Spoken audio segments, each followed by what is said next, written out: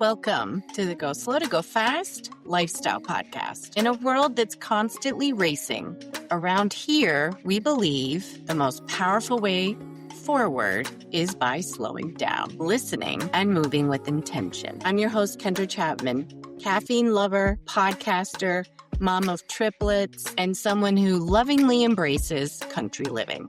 Each week, we delve into the balance of mind, body, and spirit, aligning our lives with what truly matters. So whether you are tuning in for the first time or you're a longtime listener, thank you for being here. This podcast is an invitation to reflect, realign, and move forward with purpose.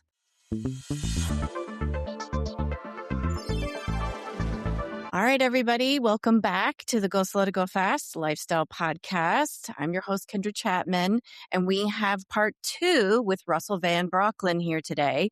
We've already had a full sit down where we talked about his backstory and his approach to working with students with dyslexia and helping parents. And so now we're going to get into the second part in more detail about how this works, how it can work at home, how it can take those homework hours from those frustrating hours of homework down to much less time. And parents, you can do this starting tomorrow if you want, depending on how comfortable you feel. So definitely go back and watch the part 1 if you didn't see it, but we're going to dive into part 2. So Russell, thank you for coming back. Thanks for having me. Yeah. All right. So I know that we talked a little bit about your approach and the research behind it, why you got into this work that you do, primarily because you are also somebody who has the superpower of dyslexia. And so now you're showing parents, you're showing students how to harness this to improve their reading and writing. So what can you kind of offer now based on when we spoke last, I think in the fall? Well, basically, what has come back to me is just so everybody knows, you really do need to watch the first episode because I went over basic sentences, explained the concept of actually using the best neuroscience. And we're going to advance that to really advanced level body paragraphs. So just so you know what the science is again, this is the book called Overcoming Dyslexia by Dr. Sally Shaywitz from Yale. This is dyslexia. It's this simple. K through the first 2 years of college does this part of the brain, the back part. The dyslexic has essentially nothing going on back there. The front part's 2.5 times overactive. Okay? So in the front part, what we described is it deals with word analysis followed by articulation. We also discussed how you focus on the kid's speciality from the specific to the general. Okay? And we don't give them a big question and go down. We start off with a specific question and go out. All right, then we do word analysis followed by articulation. What I'm going to do now is I'm going to explain how to do an advanced body paragraph. And Kendra, I can almost guarantee you're going to learn a new process on how to improve your writing. I'm all for it. So we have classes now on a learning platform called School. It's called skool.com, where Angela, who's a certified elementary school teacher and a homeschooling mom, walks parents through how to take their kids from basic sentences through a basic body paragraph. I'm going to assume the kids can now write a basic body paragraph. Then we don't do middle school. We jump right up to showing dyslexic students how to pass their state. I'm just going to use New York State exam as an example. Our final history exam is called the Regents exam. It's given in 10th or 11th grade. And I'm going to show you the main part of how to do an advanced body paragraph. And these are traditionally more complicated assessments to pass. I mean, New York has had a infinitely. Yes. Yeah. It's quite complicated. This is, just so you know, the New York State statistics in the English language arts.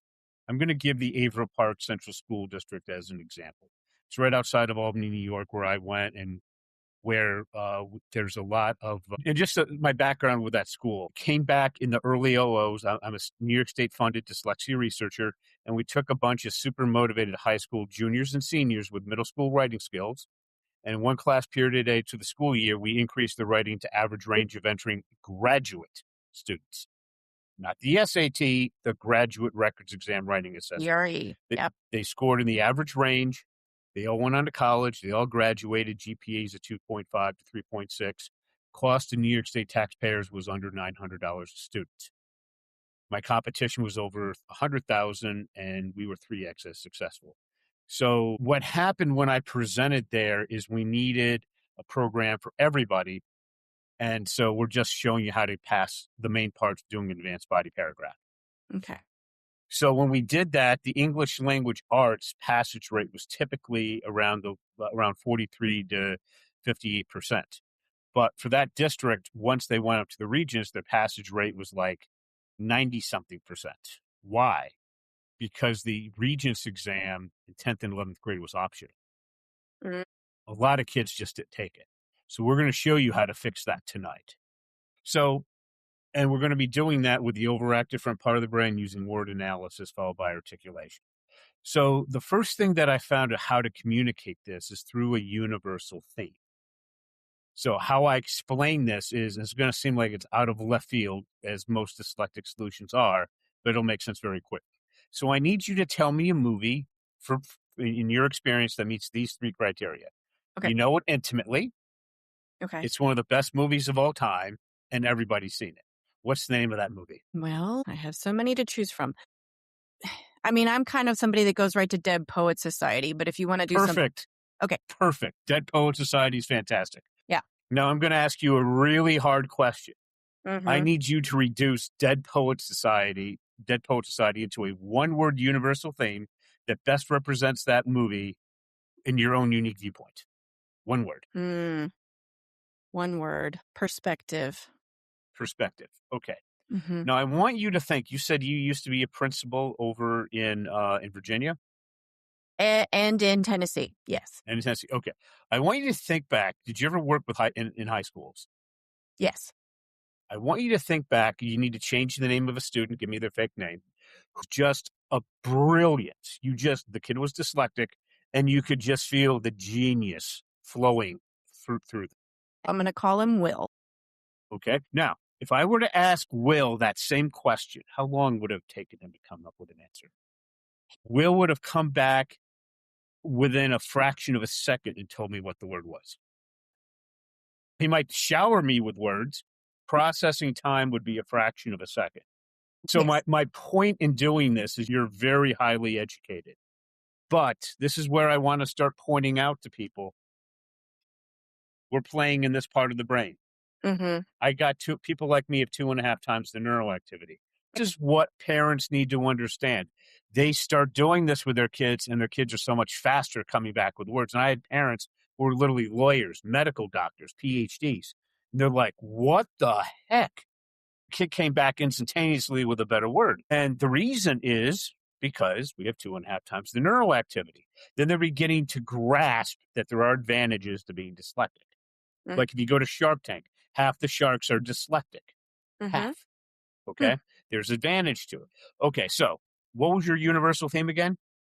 Perspective. Perspective. Okay, so how we would do that movie guide is we would ask, how did the main actors do with that universal theme? How did the director do? How did the screenwriter do? Mm-hmm. Okay. Here's the problem. Mm-hmm. Broad brush. Yes. So for those of you who are old enough to remember back into the 90s, into the last century, we had a couple of networks. We had a couple of major publications, and you just blast it to everybody. Perspective could work for marketing. Mm-hmm. But in the 2020s, we have to be much more specific. So at this point, I had to go and figure out, how do we communicate this? So I went to the professors and I said, who is the best person in English language written history on communicating ideas? And they all said one name, William Shakespeare. Okay. So I am about to traumatize some of your audience just for a moment. We're going to go back to high school English and Shakespeare just for a moment. So I want you to think back to any Shakespeare play you ever read. You had a hero. Hero was based on one or more universal themes. Then there'd be an ultimate villain who is a character combined with some concepts and some universal themes who would try to stop the hero from accomplishing their goal. They would have a conflict in Act 1, accelerate like crazy Act 2, resolve Act 3. Sound familiar? Yes. So we're going to simplify that. So the other thing that I'm about to show you is, not only am I going to show you how to do advanced writing, I'm going to show you how to teach this kid to read. Okay. Okay. And I want to give you, probably discussed this in the last time, but as a refresher, the most motivated kid I ever worked with, her name was Casey. Mm-hmm. Casey came from a lower middle class family in Midwestern United States. I met when she was at the end of fifth grade. She was reading and writing at the second grade level. So she was really interested in Theodore Roosevelt. So I assigned her this insane book, The Rise of Theodore Roosevelt, all 900 pages of it. Now, Mm-hmm. depending on who you ask, this book won the Pulitzer. This is the 10th grade to first year college level. Okay. Okay. So Casey wanted to do reading first. So I gave her a version of what I'm about to tell you. She went up to her room for 3 hours a night for the next 6 months, most of the day during the summertime. At the end of that, you could flip to this random page, point to that random word, and she would tell you the exact dictionary definition. She jumped 8 grade levels in 6 months, and I worked with her for 15 minutes a week. Yes. No, this is not normal. No, I will never see this again, but it illustrates how powerful this is. Most of my kids are on this process for 6 to 18 months. Okay. Okay. So what we're going to do is first of all, we're going to have them, whatever they're really interested in, they're going to pick the hero. And then they're going to write out for 5. Now remember, we assume that they can write basic body paragraphs. We're going to have them write out 5 to 20 paragraphs, typing, no, on a real keyboard, not an iPad, not an iPhone, and certainly not handwriting. They're typing on a keyboard for 5 to 20 paragraphs on what the hero wants to do. Then for each sentence, they're going to pick out the most important word, and they're going to type it out for each sentence. Then they're going to go to Merriam-Webster's online dictionary or some other comparable dictionary. They're going to pick out their definition, and they're going to type out the word and type out the definition for each one of the most important words. You cannot trust them not to copy and paste. You cannot trust them. I'm an Eagle Scout. I wouldn't trust an Eagle Scout to do this. You have to look over their shoulder until eventually you can trust them. Because if they copy and paste, you're just wasting time. Okay? And they're going to do that the entire time.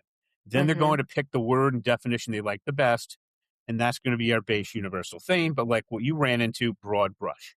Yes. Okay? So then what we're going to do is let's just assume the kid's speciality is the Dead Poet Society. We're going to use that script, which you can use at middle school, high school, college, grad school. Doesn't matter. So then what you're going to do is you're going to take the best one, and we're going to put that into the thesaurus. And we're going to look at synonyms.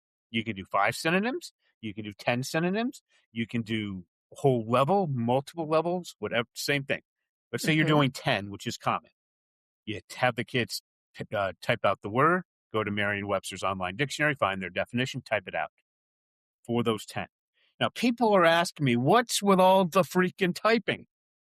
And I'm going to now ask you a deadly serious question that nobody else in my community has figured out. All right? We're going back to the science. Right. Overactive front part of the brain. Yale says this starts off with word analysis. Here's my question. How can you apply word analysis if you don't know exactly what the word means? How can you? Well, I mean, in my brain, I'm thinking I would break it apart to figure out the meaning. No.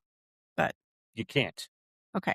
I've tried every variation, every permutation of this. The simple reason is you have to know exactly what that word means with the kid's chosen definition. And the other thing that I've learned that other researchers have clearly not gotten is it's the massive repetition. Remember what I did initially. For under $900, for under 1% of the cost of my competition, I had so much greater success. I had so many kids do 50 to 70th percentile on the GRE. Okay? The spelling and grammar the teacher spent almost no time on, it's self-corrected from horrendous to clean at the grad level. We're talking 8 grade levels of improvement. Correcting.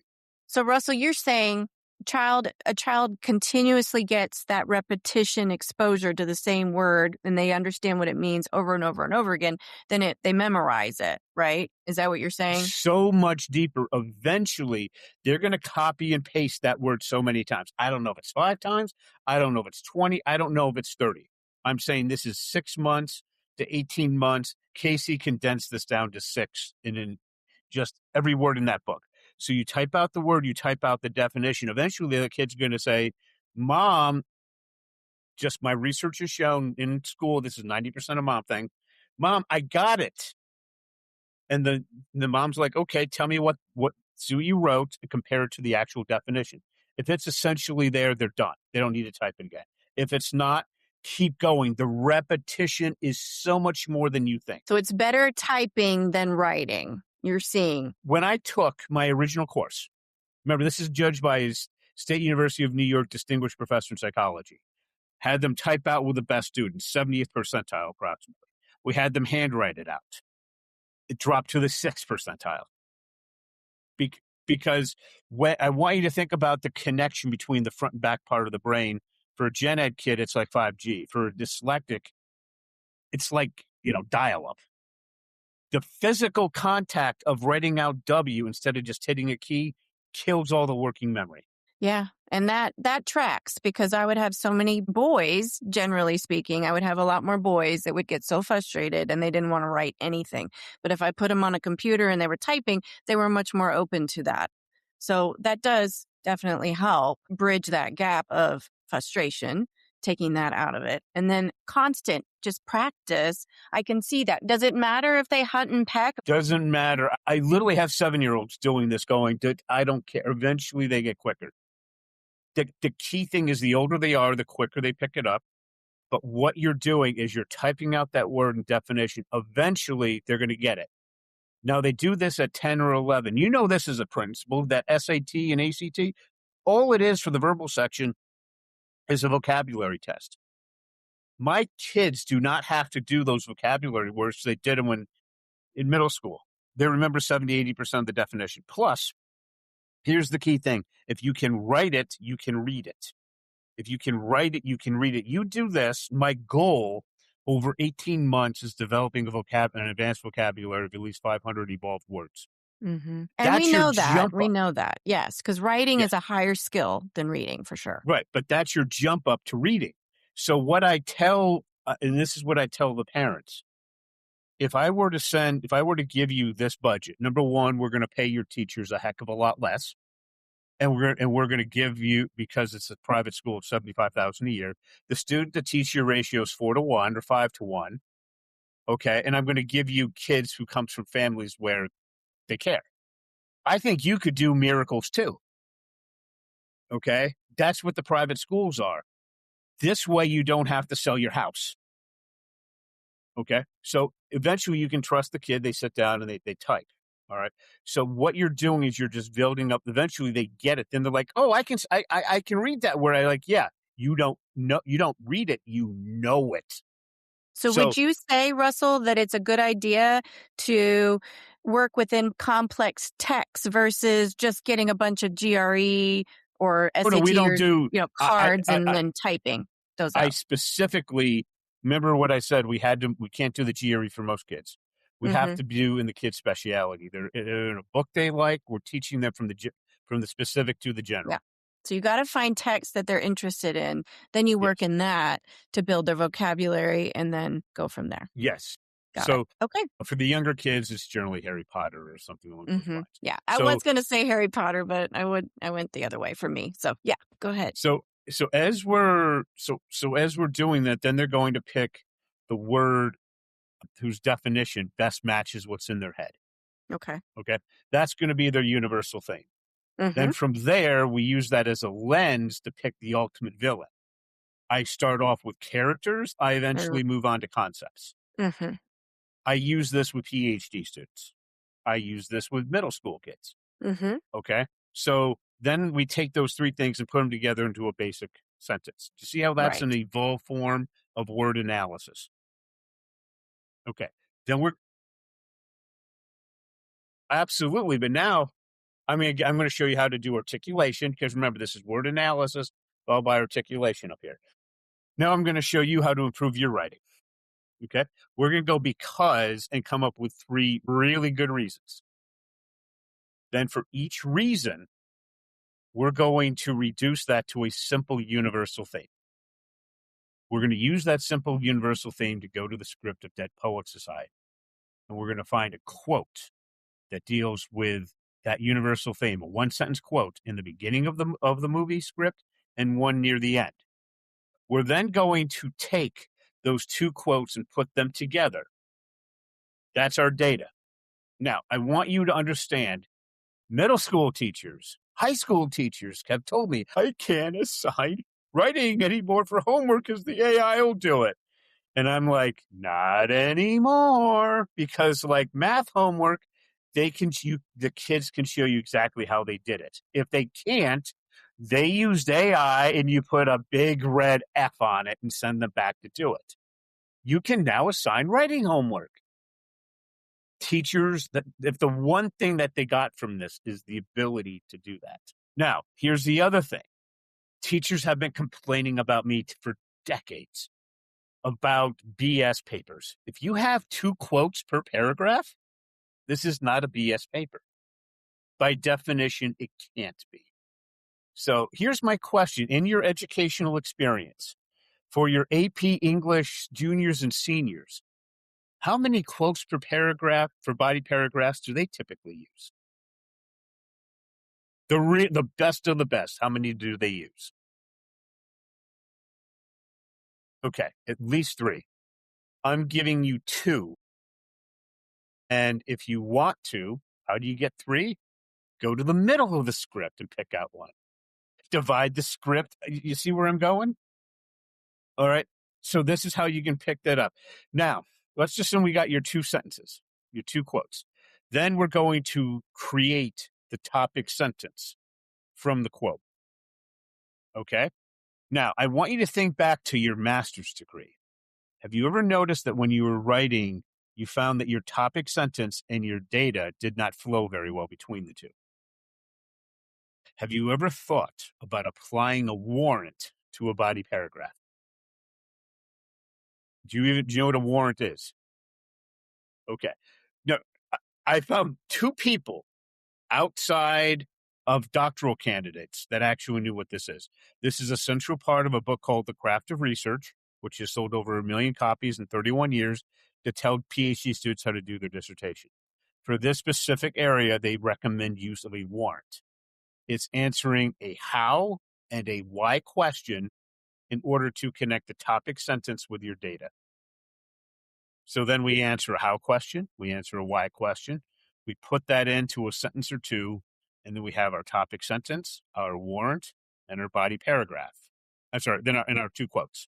That forms the basis of an advanced body paragraph. Now, that's generally how you do it. Now, what effect does this have? What I'm about to tell you, this was one of the most fun times I ever had. I was working with a 7th grade dyslexic kid, and he had a massive inferiority complex because, like a lot of them, they had older siblings who did amazing.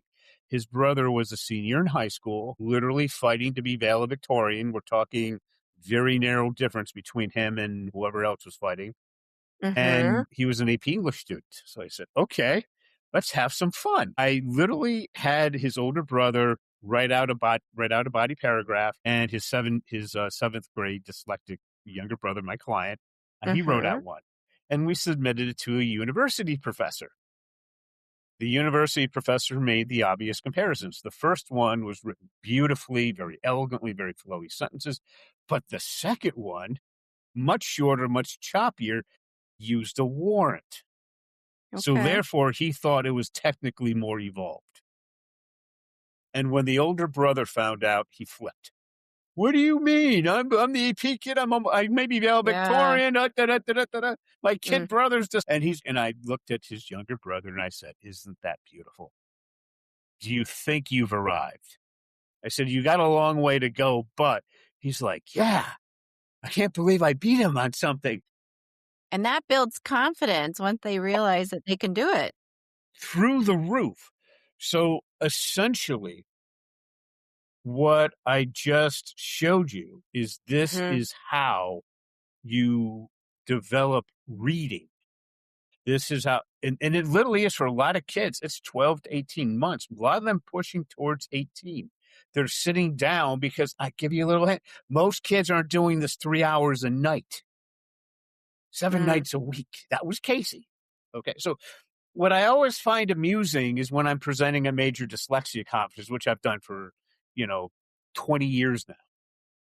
All right. And the teachers come and they say, well, it's so hard to teach kids how to write. And I give the Casey story. They're like, no, you couldn't have spent 15 minutes with her. I said, yeah, I did. But actually, a bunch of that time was I was a cheerleader in college and she joined her cheerleading team. And we were discussing that. So, yeah, that's where we spent a bunch of the time. And they just couldn't believe it. Hmm. Okay. Yeah. And the final thing came through was, I think it was October or November of, which she was in 6th grade. She's in silent reading. You know, the other kids are reading Harry Potter and she's reading this beast. And they came over and took her book. None of them could get past the first paragraph. Her mom was called. They said, the school said, we thought your daughter had a severe reading problem. She's the best Mm. reader in the class by grade levels.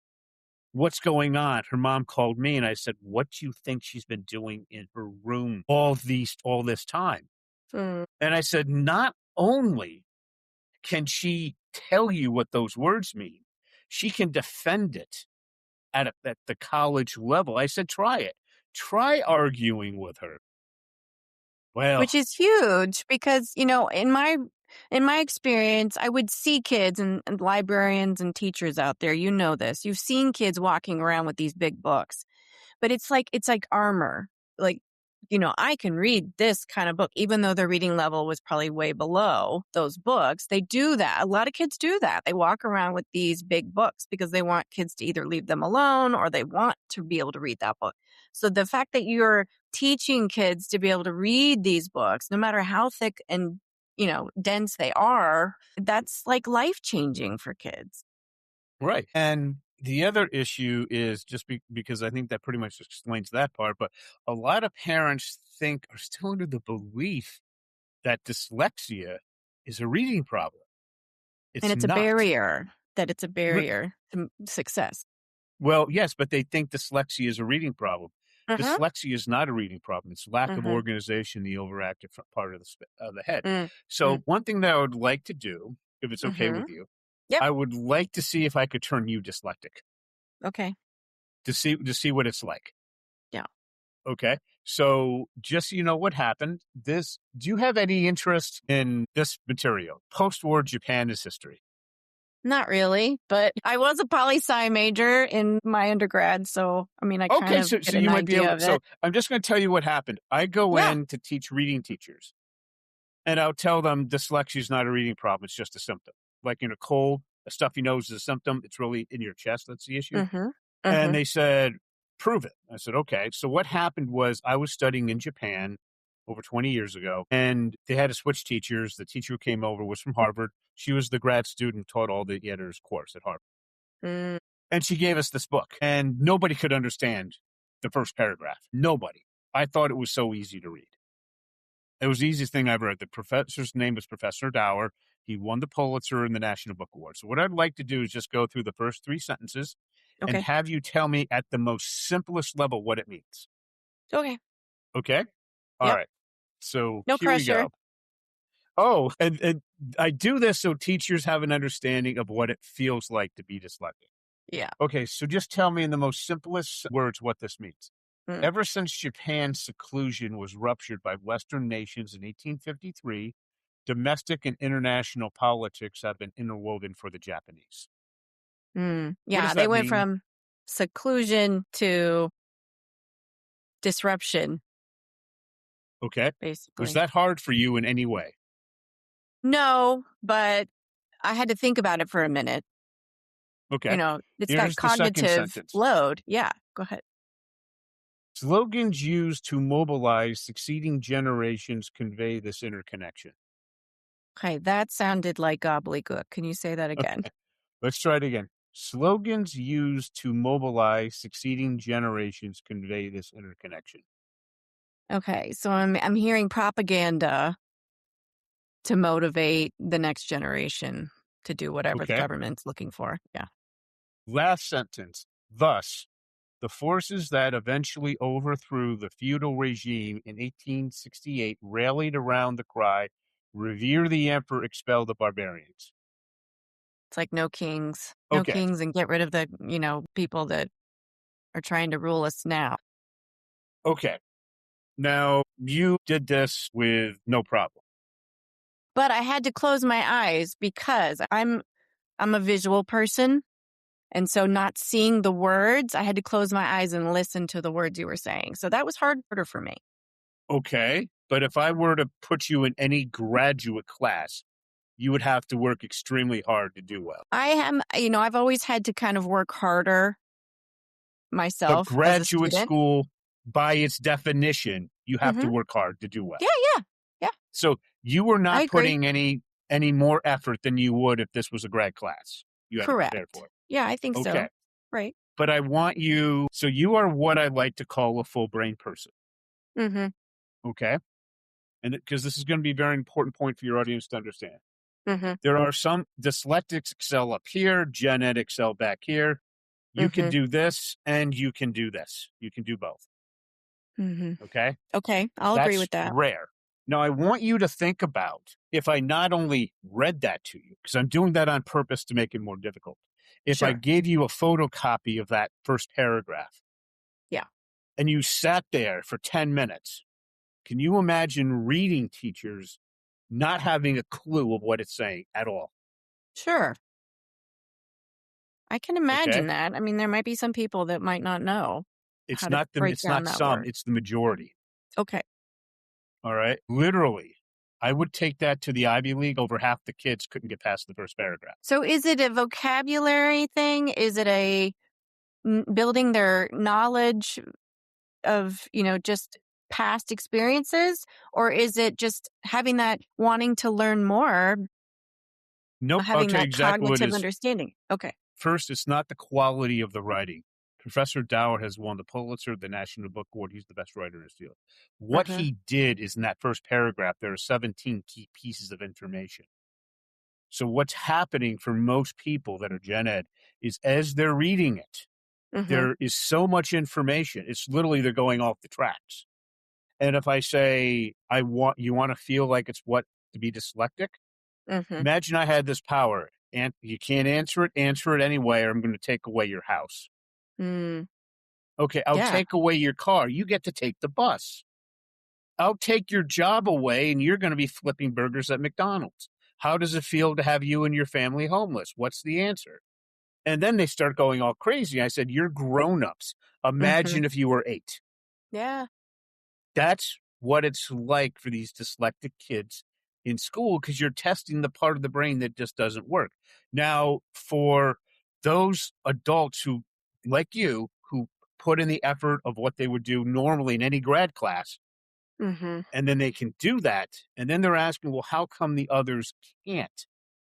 Well, that just shows you that they're those who can't, the teachers that can't, is what I like to use as an example. I said, well, I'm asking you to do reading that Professor Dower says you absolutely should be able to do by the end of second year of college.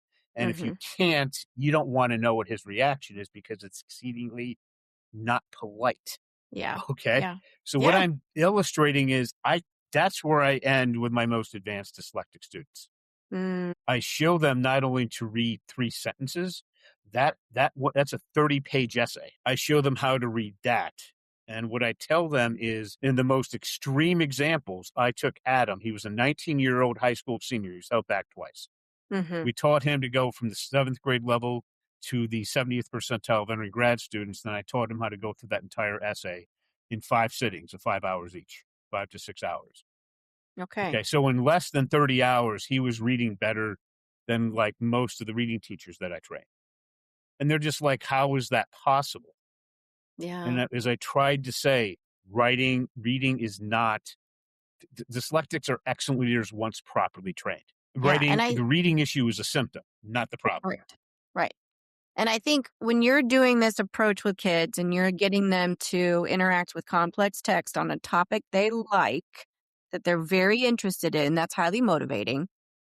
And then you're bridging that schema of their experience to that topic. So then when they move on to higher levels, be it work or, ongoing school, they're going to be more apt to try something that's difficult because they're going to feel confident that they can do it. Yes. And as you know, in our society, unfortunately, K through the first 2 years of college, we want to become well educated broadly. Yes. After Yes. that, it's all about specialization. When you were principal, I Hmm. don't think anybody really cared if you could paint a picture or No, draw Mickey Mouse no. or pick up an instrument and play. I don't think anybody cared. Okay. So that is understanding that dyslexics by our very nature are academic specialists, not generalists. So, and why I'm telling parents this is Hmm. because if you think the school's going to accommodate your kids or going to change anything, they're not. Because I want you to think back through any part of your education. If you did two things, if you Hmm. put up if you create a proper study schedule where you gave yourself enough time, do it the right way, and then you Hmm. worked really hard, you did well to freaking amazing. Yeah. You I mean, stopped I doing one of tended. those. What's that? Yes. I tended Yes. to do better if I was organized. Yes. No, no. If you did those two things, you did Hmm. well to amazing. Hmm. You stopped doing one of those two things or both, you went off the cliff. Yes. Okay. For a dyslexic, you could work 10 times harder and still not go. It's like you're spinning your wheels in the mud. Gotcha. Okay. The other idea is the school will accommodate you. Hmm. Here's the Hmm. absurdity of that statement. The sport that I suck at is basketball. What sport do you suck at? Tennis. Okay. So I want you to imagine for the Hmm. next 6 months, we're going to give you the best tennis coach in the world. You're Yeah. practicing 8 hours a day, 6 days a week. And then we're going to get you the best tennis equipment money can buy. Then we're Hmm. going to have you compete against a woman your age who played Division I tennis in college and then Hmm. kept up reasonably at it. And we're going to give her used Walmart equipment that should be in the dumpster. Is it going to matter in the least? All that effort? I don't think so because she's still No, going to have the muscle memory and she'll know what to do more than I will. yes, because your body was not designed to do this. Our brains, our dyslexic brains are not designed to do undergrad and college. We get into grad Hmm. school, it's freaking unfair to the extreme. Okay. It's majorly unfair because we can come up with the ideas. I'm going to let you know if you decided to do your PhD, you would be able to come up with something that's actually worth doing. Mm, Most people who enter a PhD program end in two ways. Either it's all but dissertation 30 years later, yeah. or they do their dissertation and nobody cares. Yeah. You can do one where people actually care. Mm, Literally, I've used that test for multiple occasions, and people couldn't believe when just the distinction of the full brains to the not full brains. Who was hmm. successful? Who it all went back down to that thing. So Mm, just to give you an example, the dyslexic has the extreme advantage. We just have to get them through that first 2 years of college if they're going on for a 4-year degree. right. Okay. All right. So, Russell, what would you say? Do you want to talk a little bit about what parents can do at home with their kids to get them to think differently about complex texts if they have a book they really enjoy? Or do you want to kind of get into more of the writing right now? Well, I gave you the basic sentences. I gave you this. Mm-hmm. The main thing that I want parents to do is to go back and review all this. Understand it's word analysis followed by articulation. Mm-hmm. We find out the kid's speciality, their area of extreme interest and ability. You get an audio book that deals with that a couple of years ahead of where they're supposed to be. They have to like the narrator. And then Mm-hmm. as we went back in the initial video, you teach them from the specific to the general. Okay. And you follow this process. And if you follow those two things, Hmm. the kid will eventually be able to write the kernel of the advanced body paragraph. Your teachers will be able to add to that. Then they can go ahead and pass their state assessments. All right. I love it. Okay. And that is something that you are building your research pile on. Like you've got lots of data to back that up now, Well, we're probably since we actually last spoke. yeah, the main thing that we're doing is we're teaching parents this. Remember, it's not that the school districts want to be hard on the neurodiverse. But if I No. asked you to stop teaching general to the specific and to Mhm. stop teaching well-roundedness and to start teaching what the kids want to work on, the schools aren't doing that. They Right. won't. So what I tell parents is we need to show you how to do that. In order to do that, I looked at my competition, and the Mhm. price tag is anywhere from the Barton system at $500 a month because most parents can't do they can't learn all the materials. So they hire a tutor, and it's $500 a month typically, all the way up to $6,000 to $7,000 a month for the private schools, and that's 12 months. Wow. Okay, so we found a price tag that worked for most parents. We had to lower it to 147, but Mm. then I actually had to have a qualified instructor. Mhm. So we have Angela. She's a certified elementary school teacher in the state of Texas with a 2-year master's degree and 11 years of experience. Then Mhm. her daughter was born and she became a homeschooling mom. She's teaching her dyslexic son and her gen ed kid, Alfred, how to do all of this. She's there each week for an hour a week to answer your questions. And parents ask how far we go. The most advanced kid we're working with now is Grayson. And just so you know why we're going where we're going, there was a recent podcast interview with the head of Google artificial intelligence. He said the biggest problem they have is coming up with a problem statement. Mhm. So that's where if you can answer it, you're going to have a huge improvement whatever you're doing. They have a hard time just coming up with that question, that statement. So what we're doing with Grayson, he's gen ed. He's not dyslexic in the least. He's in the 99th percentile for math and science. He wants Mhm. to get his PhD, work at NASA to terraform Mars. So his Mhm. father's teaching him the advanced body paragraph as we speak, and we're going to show him how to come up with a problem statement that is worth doing a PhD level article on. That we're converting him over, sending him to a senior professor. That's great. How old? Yeah, well, how old do you think Grayson is? He's a little on the 12? young side. No, Is he he's 10. 12? He's 10. Okay. So when parents ask, how far do we go to the second level of the craft of research, which is we do context, which is a version of what I've shown you so far, and Mhm. then how to come up with that problem statement. And we show parents how to teach their kids. Why That's are great. we having you do the work? Most parents do 10 to 15 minutes sessions. Mhm. And this way you're not dropping $150 to $300 an hour. Nice. Because Okay. honestly, who can afford really good private tutors? Most families can't. Now, if No, you and look out then your yeah. window and you see 2 newish BMWs, okay, Mhm. but that's not most people.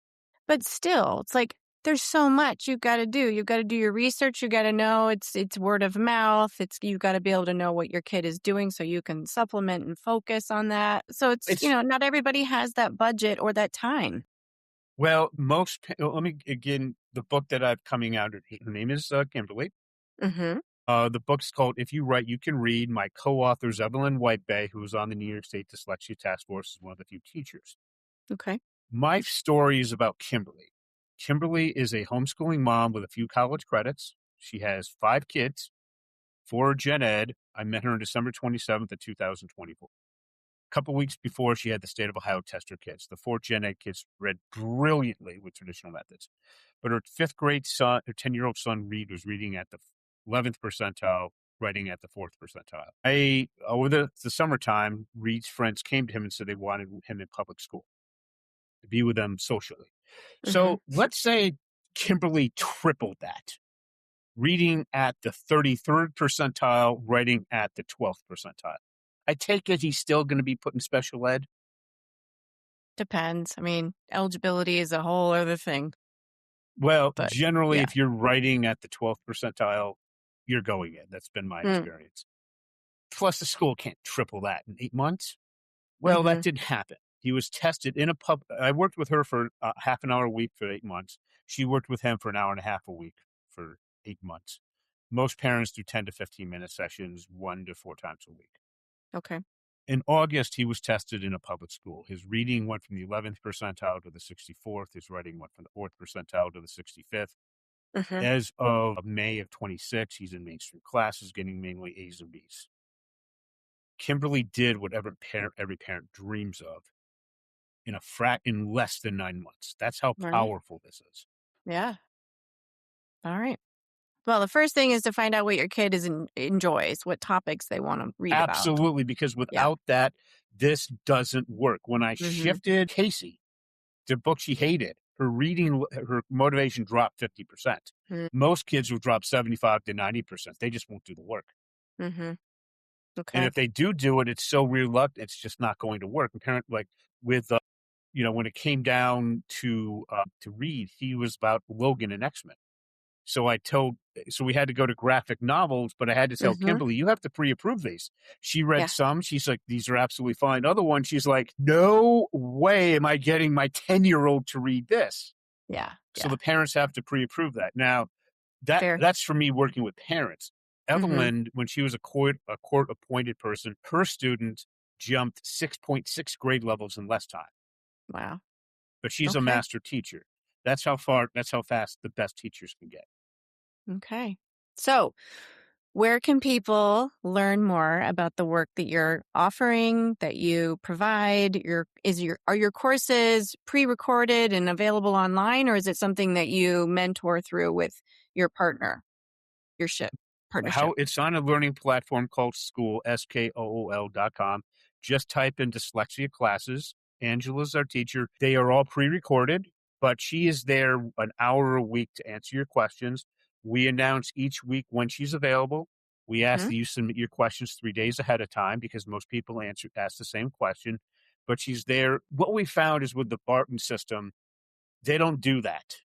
You Okay. can't ask an expert directly. And that's what killed the effectiveness of that program. So having her there is really important. She's a homeschooling mom. She's been there. She's a teacher. She's been there. So Gotcha. she's there to answer all your questions. And our goal is to take you from your kid can't writing a basic sentence all the way through, as far as you want to go up the ladder towards, the problem statement. Okay. All right. So we have the website and the fact that you guys are providing that extra one-on-one attention. People send their questions ahead of time. That's helpful. So final thoughts before I let you go. My final thoughts are this can be fixed. I know parents like, is this something I actually have to do? If you're going to work in your kid's speciality, so they'll actually do the work, yes, we need to work with you to get your kid to the point where they're at or above grade level. Then you can put them back in and read, they'll be fine. Okay. And you are getting ready to publish a book, or you already have Yes, it's published? under its final revision. Famous last words of any author. It's called If You Write, You Can Read. And my editor and Evelyn, my co-author, are going through it. But you know how hard the last edit is. I can't imagine myself, but I wish you luck and I have all the nothing to good do with things. it. I turned it over to Evelyn, and I can tell you that I'm not mentioning because I'm bad with names, but the forward, the guy who people don't believe our statistics are too good. So our forward is written by a gentleman who used to work at the federal government. All the $1 trillion the public schools spend each year, there's a Yes. report that has to go to Congress. He's the statistician that ran that Oh, for that's a awesome. decade. Nice. So he's writing our forward. And the reason why we wanted that is stat guys are really hard to convince, but these numbers are actually real. Okay. That's encouraging. That's motivating, I think, for so many parents and students out there that they, can improve their reading level and really start feeling confident as you get through the higher grade levels of high school and beyond, if that's what you want to do. So that's amazing. But it also sounds like that you are, this method would build problem solvers in the real world, in the workforce as well.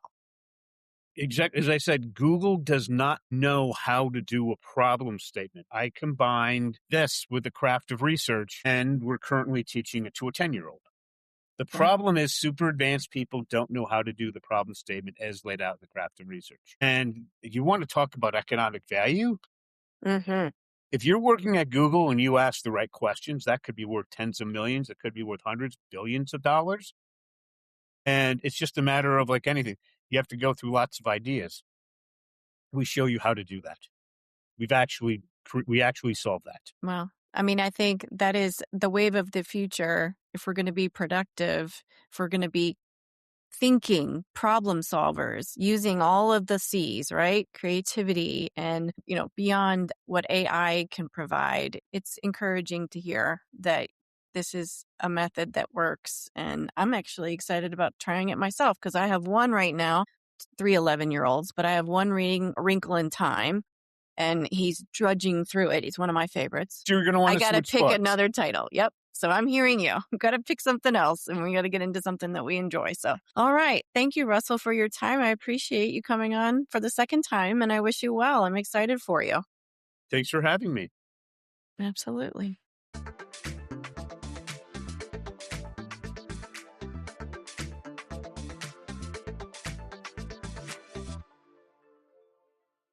Well, that's it for today's episode of the Go Slow to Go Fast Lifestyle Podcast. So if this episode resonated with you, be sure to share it with anybody you know who needs a little calm and clarity in their life. Until next time, remember, the light in me honors the light in you.